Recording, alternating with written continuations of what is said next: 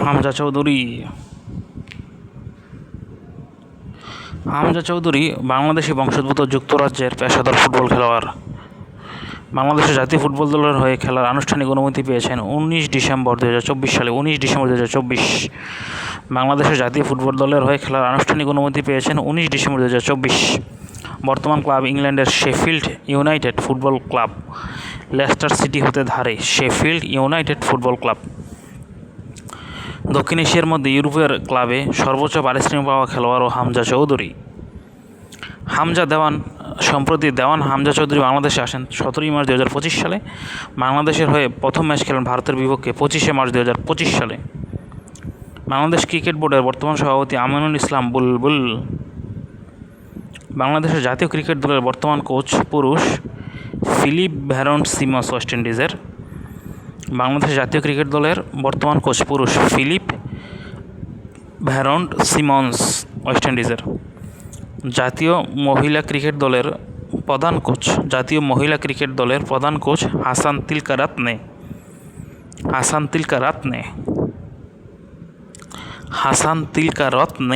জাতীয় মহিলা ক্রিকেট দলের প্রধান কোচ। বাংলাদেশ জাতীয় ক্রিকেট দলের বর্তমান কোচ পুরুষ হচ্ছে ফিলিপ ভ্যারন্ট সিমন্স ওয়েস্ট ইন্ডিজ।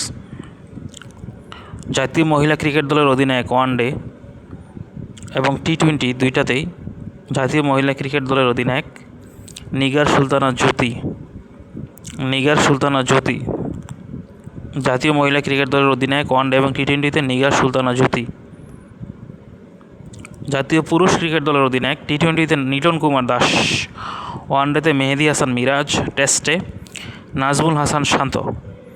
জাতীয় পুরুষ ক্রিকেট দলের অধিনায়ক টি-20 নিটন কুমার দাস, ওয়ানডেতে মেহেদী হাসান মিরাজ, টেস্টে নাজমুল হাসান শান্ত।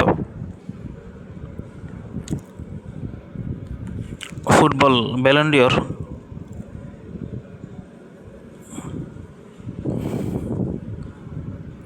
ফিফা ক্লাব বিশ্বকাপ 2025 সময় 14 জুন থেকে 13 জুলাই 2025 সালে।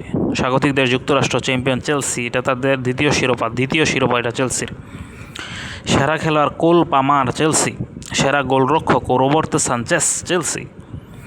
আসরের 21তম ফিফা ক্লাব বিশ্বকাপ 2025 21তম। অংশগ্রহণকারী দল 32টি।